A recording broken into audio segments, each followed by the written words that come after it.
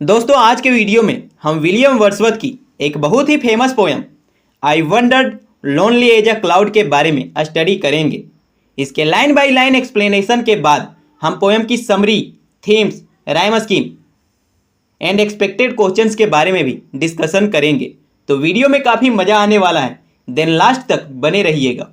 I wandered lonely as a cloud that floats on high over vales and hills.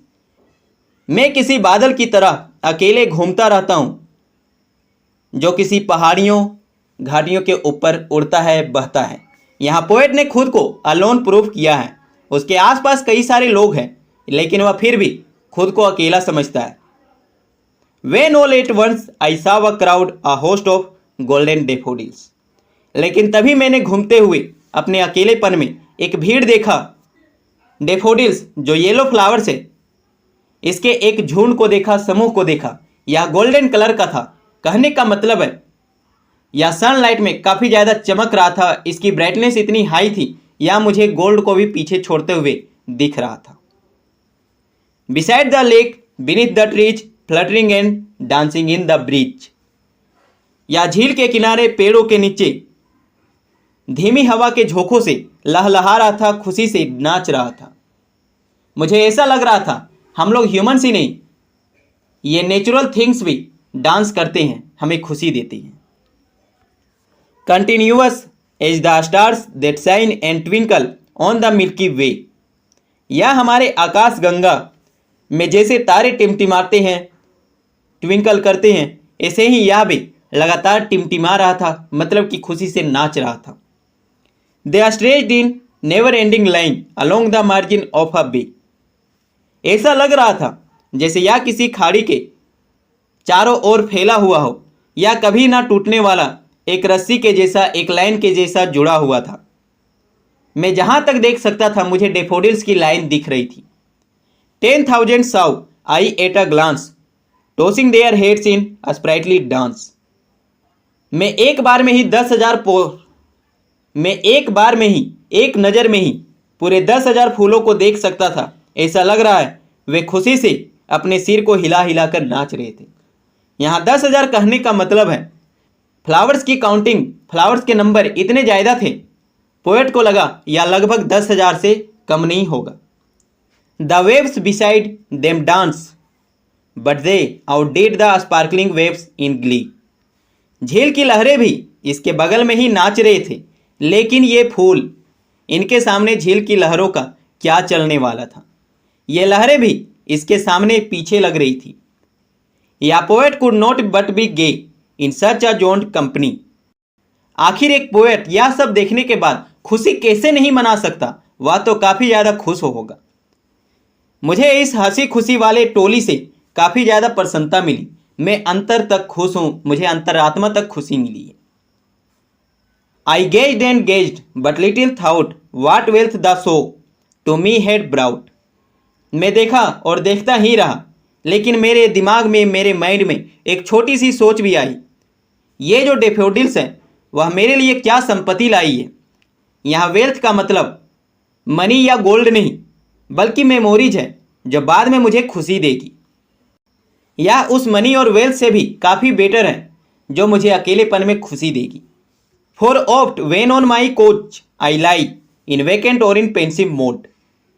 जब मैं कभी खाली बैठता हूँ या फिर मेरा मूड उदास होता है, तब मैं अपने सोफे पर पड़ जाता हूँ, सो जाता हूँ। ऐसा अक्सर होता है। They flash upon that inward eye which is the bliss of solitude. लेकिन ऐसा अब दोबारा नहीं होगा क्योंकि मेरे पास इस अकेलेपन का आशीर्वाद मिल गया है। ये जो डेफोडिल्स हैं उनकी मेमोरीज मुझे अकेलेपन में भी खुशी देगी। मैं पहले की तरह उदास नहीं रहने वाला। And then my heart with pleasure fills and dances with the daffodils. और तब मेरा हृदय, मेरा दिल इस खुशी से भर जाएगा और मेरे सारे दुख तकलीफ दूर हो जाएंगे। मैं इन डेफोडिल्स की तरह ही खुशी से नाच उठूंगा क्योंकि मुझे इनकी मेमोरीज फिर से याद होगी और मैं इसे रिक्रिएट कर सकता हूँ। इन डेफोडिल्स ने मेरे लिए जो किया है वह कोई नहीं कर सकता। वह मुझे ये मेटेरियलिस्टिक वर्ल्ड में ये फिजिकल थिंग्स नहीं दे सकते, चाहे वो मनी हो, चाहे वो गोल्ड हो या फिर कोई दूसरी चीज़। इन डैफोडिल्स के जैसा मुझे कोई खुशी नहीं दे सकता। समरी। फर्स्ट स्टांजा में पोएट खुद को काफ़ी ज़्यादा अकेला समझते हैं, लेकिन तभी उन्हें डैफोडिल्स दिखता है। यहाँ डैफोडिल्स को देखने के बाद उनकी सारी उदासी दूर हो जाती है। वे बताते हैं कि डैफोडिल्स कोई आम फ्लावर्स नहीं है, यह काफ़ी ज़्यादा ब्राइट है, ये गोल्डन कलर का है, ये चमकते हैं, डांस करते हैं। यहाँ वे डैफोडिल्स को पर्सोनिफाई करते हैं। आपने पर्सोनिफिकेशन पढ़ा होगा, यह एक लिटरेरी टर्म है। पर्सोनिफिकेशन का मतलब होता है किसी नॉन लिविंग थिंग्स को लिविंग थिंग्स की क्वालिटी देना। जस्ट लाइक हम ह्यूमंस डांस करते हैं, एंड यहाँ पोएट ने डैफोडिल्स को भी डांस करते शो किया है। एंड डैफोडिल्स नॉन लिविंग होते हैं या नेचुरल थिंग्स है, बट हम ह्यूमंस की तरह लिविंग नहीं है। आगे की लाइन्स में पोएट डैफोडिल्स को स्टार्स से भी कंपेयर करते हैं, जो अपने हेड्स को लगातार हिलाते हुए डांस करते हैं। देन उसके बाद बताते हैं कि आखिर कैसे डैफोडिल्स ने उनके लिए वह वेल्थ, वह संपत्ति लाया है जो उन्हें कभी भी किसी दूसरे चीज़ से नहीं मिल सकता था। अब उदास होने पर वे डैफोडिल्स को याद करके खुश हो सकते हैं। Rhyme scheme. इस पोएम का rhyme scheme A B C C होगा। फॉर एग्जाम्पल फर्स्ट स्टांजा में cloud crowd A hills daffodils B trees breeze C. आपको नेक्स्ट स्टांजाज के राइम स्कीम को कमेंट करना है। थीम्स। Nature's healing power. यहाँ पोएट ने नेचर की हीलिंग पावर को शो किया है। जस्ट लाइक ह्यूमंस के मूड काफ़ी ज़्यादा चेंज होते हैं। इनिशियली वह खुद, यहाँ पोएट जो बताते हैं कि वह काफ़ी ज़्यादा सैड थे, बट लेटर ऑन डैफोडिल्स को देखने के बाद वह हैप्पी हो गए। Loneliness and solitude. वैसे तो ये दोनों वर्ड्स सैनोनिम्स है, बट इनका मीनिंग यहाँ काफ़ी ज़्यादा डिफरेंट है। पोएम के फर्स्ट लाइन में पोएट कहते हैं I wandered lonely as a cloud. मैं किसी बादल की तरह अकेले में यहाँ घूम रहा हूँ। यहाँ लोनली वर्ड उनकी सैडनेस को शो करता है। वहीं पोएम के लास्ट में हमें ब्लिस ऑफ सॉलिट्यूड दिखता है। यहाँ पोएट एक बार फिर से अलोन है, अकेले हैं, बट यहाँ सॉलिट्यूड हैप्पीनेस को शो करता है। Memory and imagination. पोएट ने डैफोडिल्स को देखा एंड इनकी मेमोरीज को सेव कर लिया। लेटर ऑन वह अपने इमेजिनेशन से डैफोडिल्स मेमोरी को रिक्रिएट करके हैप्पी हो सकते हैं या उनके पेंसिव मूड को, उनके उदास मूड को ठीक कर सकता है। Connection between humans and nature. हम लोग एंशियंट टाइम से ही नेचर से जुड़े हुए हैं। यहाँ पोएट ने एक बार फिर से डैफोडिल्स को ह्यूमंस से जोड़ा है। वे बताते हैं डैफोडिल्स भी ह्यूमंस की तरह ही हैप्पी होते हैं, डांस करते हैं। क्लाउड्स भी अलोन हो सकते हैं, जस्ट लाइक पोएट की तरह। Material versus spiritual wealth. Material का मतलब होता है फिजिकल वेल्थ, जिसे हम लाइफ टाइम अर्न करते हैं, just like money, gold, assets. But यहाँ स्पिरिचुअल वेल्थ जो कि नेचुरल ब्यूटी होती है, लाइक डैफोडिल्स, ये हमें हैप्पीनेस देती है। तो ये हम पर डिपेंड करता है हम किसके पीछे ज़्यादा भागते हैं, मटेरियल और spiritual wealth. Expected questions. Critical appreciation of the poem daffodils. दोस्तों, इस क्वेश्चन के अकॉर्डिंग आपको पोएम का introduction, theme, stanza wise summary, ये सब के बारे में लिखना है, जैसे कि मैंने आपको इस वीडियो में एक्सप्लेन किया है। Discuss William Wordsworth as a romantic nature poet with reference to daffodils. आपको वर्ड्सवर्थ पोएट के बारे में लिखना है, आखिर वे कैसे एक रोमांटिक नेचर पोएट थे।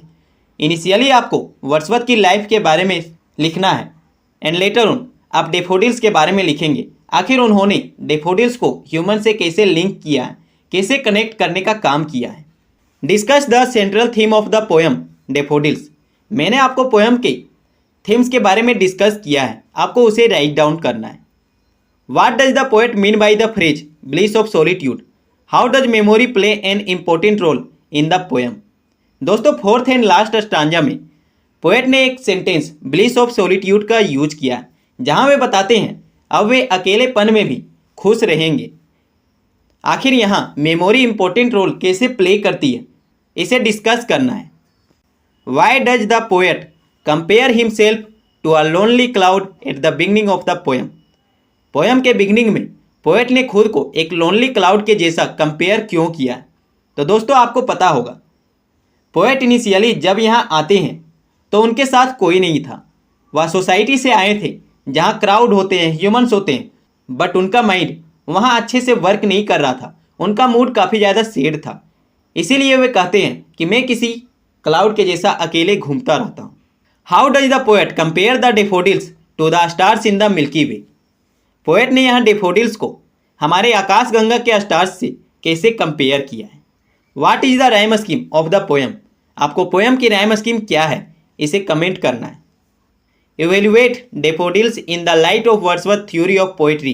Poetry is the spontaneous overflow of powerful feelings. It takes its origin from emotion recollected in tranquillity.